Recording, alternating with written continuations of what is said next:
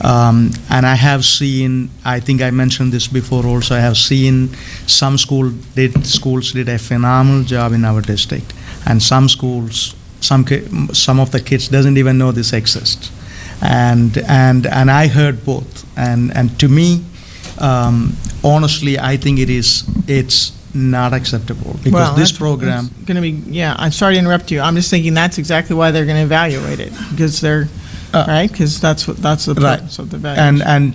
But we don't want to get rid of it. I mean, after the evaluation, and we don't want to get rid of it. What I'm trying to say is that I just meant, I appreciate Mr. Rosenthal's question, who we are evaluating with. I mean, the parents, the students.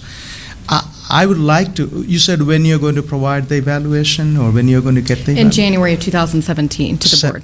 Okay. So how is so far it's going? If that's a long time to go, I mean, another 6-7 months. So how is... They haven't done the evaluation yet. This is about planning for the evaluation, I think. Okay. It will begin late summer and moving into the fall on that particular program. Okay, so who is in charge of this program at campus level? I mean, who is responsible for it? The campus counselors, career advisory, the CCRs, and actually in our needs assessment, those are the ones, those individuals like Mr. Steve Shields, people that are over those departments are the ones who gave feedback about that, as well as our Department of School Leadership. Okay. Yeah, I guess I will wait for January then. Thank you. Mr. George. Yes. I just have a comment to what Mr. George stated. I hope we're evaluating without biases prior to doing that evaluation, and that whatever the result is, we can take a holistic view and decide, make decisions based on the data itself. I think there's a saying that says, "In God I trust, but everyone else bring data." So even though we might feel a certain way about a particular program, I think it's important for us to make sure that we get the information and make prudent, unbiased decisions on programs. Yes. Good point. And I want to say thank you for saying that as well, because we really just need to know the truth about all this stuff. I mean, we all do, because it doesn't do any good to anybody if we have something in place that just because some people feel good about it, that we don't really exhaustively study it and make sure that it's effective. Right, I agree. So, I mean, I think that we're all adult enough to say, hey, we tried this, it didn't work, and I think we just need to be able to do that. So if things work, great, let's say that they work, but if we have programs that we've been using and they're just not effective, then we just need to be able to say, hey, we tried it, and I think we have done that this year. I mean, we've gone through and done that, but even some of the newer stuff that we may have brought in, I think we just have to be able to admit that, hey, it's not working that well, or let's look for something else, or.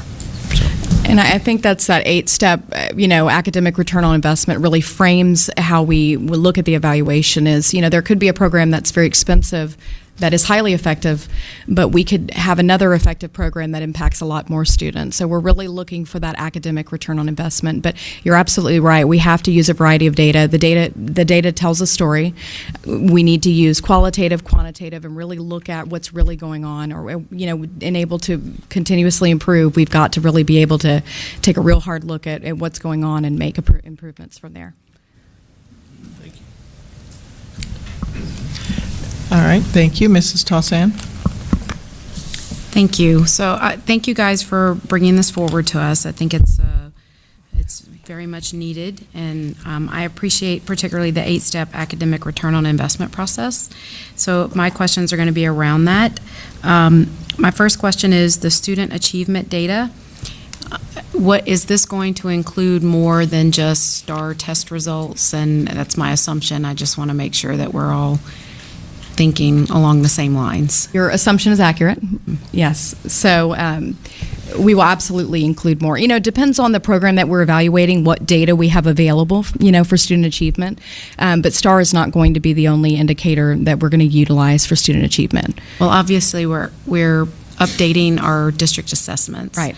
And so I assume that these will be more meaningful in helping us to determine what programs are actually driving us towards student achievement and which ones aren't. And I just want to make sure that we're keeping in mind student growth, student progress, and not just, while obviously scores on the state assessment are important, we want to make sure that students are progressing. So along those same lines, I would like to know how a program, two things within this evaluation model. One is how it impacts our core business, which is teaching and learning. And where does that fit in on this? And the second one is how does it help students reach their full potential, which is one of the things that we're constantly driving for, and where does that fit in on this plan?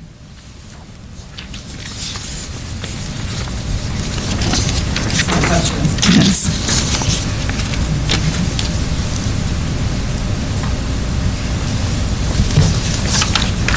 When we look at, let me see, let's flip back to the program evaluation purpose.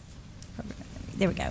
When we look at those, that when you asked that question, that's what popped into my mind right away, and we can certainly provide you a much more thorough answer. But when you think about it, it's to help with those decisions to govern, but you look at, it's a tool to allow that continuous improvement. So it's kind of that cycle of, is this program helping to benefit students? What are the outcomes? Are the children learning? Is it improving instruction? And it becomes this cycle of improvement, and to see if that program is actually making a difference. That's what first comes to my mind. Yeah, so that your point's well taken there. So I guess with just continuing with the Naviance example, I guess what would help me govern as a board member would be, that's not necessarily something that's in instruction, that's used in instruction. So it would help me to know, where does this fit within our teaching and learning environment? So I can think of ways, obviously, as we sit here, but when you guys are reporting to us, I think it would be helpful for us to see that and to see how it is driving students to reach their full potential. So for example, I know because I use it with my kids, and that's how I use it. I look at Naviance as, okay, where is a good place for them to go? What are the requirements for them to get there? How is that impacting what they're taking in high school? And hopefully all kids are being counseled to use it in that way. And if they aren't, then we need to know why not, and maybe it's not effective. But I think what would help us make that determination is, how does this fit in our overall scheme of teaching and learning and helping kids to drive towards reaching their full potential for post-secondary. And I would add in all programs, I think that it's going to be important for us to see that. Absolutely. And on that example, when you think about being college and career ready, we look at the data that tells us, are our students scoring, and this would be STAR in this example, or are they showing college readiness? And we look at that as one indicator, but are they participating more in SAT? How is our participation rate? We look at a lot of other data, graduation, how many are going off to colleges, 4-year, 2-year universities and beyond. So we look at all of that data to see, is that program influencing, and that would be more your quantitative data, but then it's also backed up with qualitative data. When you interview, when you find out what's going on at the schools, how many people are really using it, what kind of training are they giving to the parents, is that perceived as being effective? And so then you get into both that balance of looking at the quantitative data and the qualitative data. Well, and one of the concerns, the reason I raised STAR is because we all know that STAR is not aligned with college readiness in all cases. And so our kids can perform well on STAR, and it doesn't mean they're not going to go in and need remediation in college, because we don't have alignment in our K-12 TEKS with our college and university curriculum. So that's one of the things that I think we would need to know as board members, is it's more than just preparing them for STAR in order to prepare them for college and career readiness. And so that's why when I looked at this, and maybe it fits in one of these 8, I don't know, but those are questions that I would have from a governing perspective. And so I don't know that we necessarily need another step, but maybe to expand or just make sure that we're hitting those in these 8 steps as we're evaluating.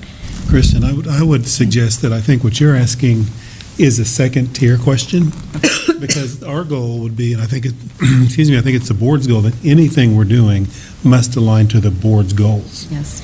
And so the assumption is going to be that anything we're doing is aligned to the board goals, and we have vetted that before we even started down the path. So this intent would be to say, does it still align? And I think, so I'm kind of looking at it through both lenses. How do we determine what we're going to do?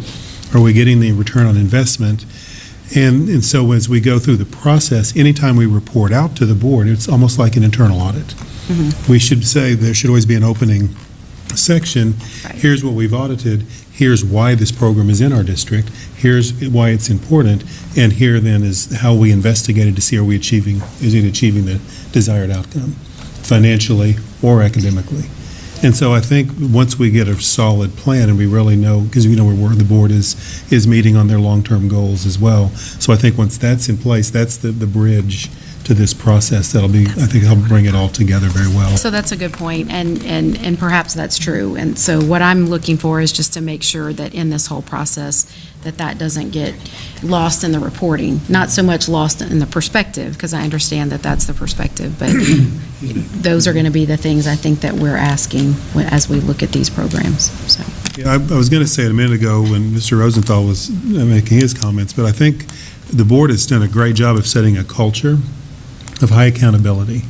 And so our goal now is to really deliver. I don't think any program evaluation we're about to embark upon is going to look anything like what the district has done in the past. Our goal is to have a bit more independence around it, not the people running the program, evaluating their program. So there's many factors, and that's why I think this was just a good way to capture in 4 easy boxes what we're going to be doing, but there's a lot more involved in this. But I do think the independence and the intentionality around high accountability and the board's clear expectations that have been established for the last several years is going to guide our work. Okay, thank you. Thank you very much.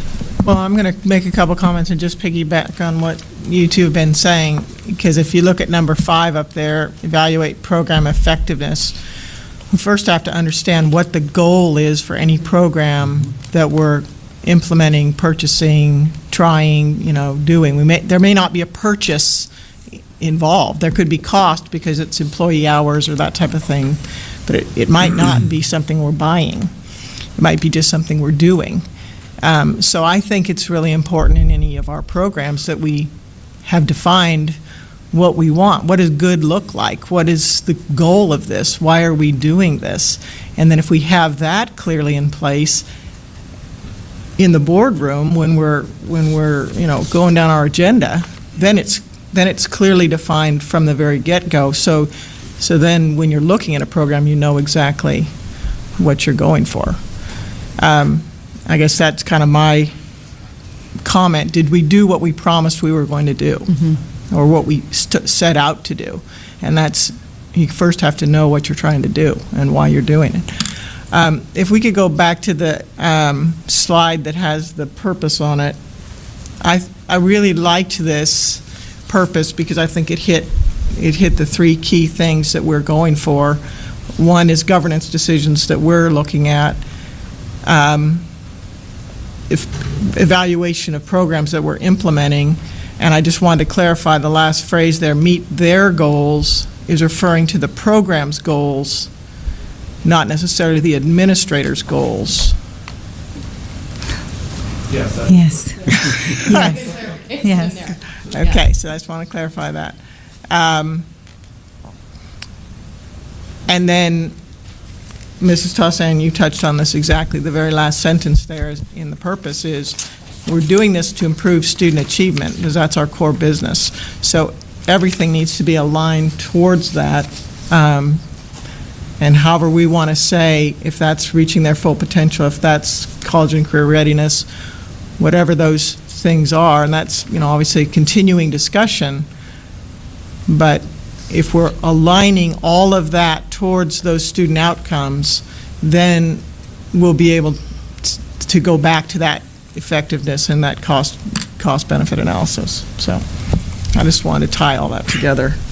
maybe just say it out loud and talk it out. So I can, okay, well, thank you. Do we have any other questions or Yeah, I comments? have one last question. Yeah, Mr. George. What kind of training programs we have for our counselors with this program? Especially I'm talking about Naviance. I'm not prepared to answer that at this time, but I can certainly get a response to that.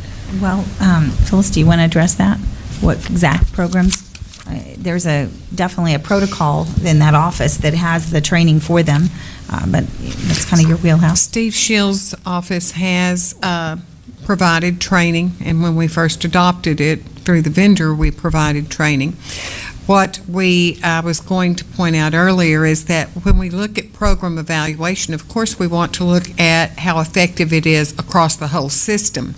But sometimes what we see is that programs may be very effective in some schools and less effectively implemented in others. And that goes to that cycle of continuous improvement that Dr. Whitbeck was referring to, because I think in program evaluation, as in any evaluation, it not only tells us where or if it's overall effective for our system, but it also points out where we may need additional training, additional support, or some directives for improvement. All of the counselors have received the training, and they get updated training if there is a perceived need. And we have had some who've received some additional training. All right, so, okay, getting back to this program evaluation, so on the last slide, you talked about looking at the new policy, and maybe if someone could send out the version that we can all review this week, or, over the weekend or something like that, and we can provide some feedback. I made a few comments, but I don't think we need to really get into that tonight. We have a month to get the input on that, right? So would you mind sending that out? Absolutely, we can do that. Thank you.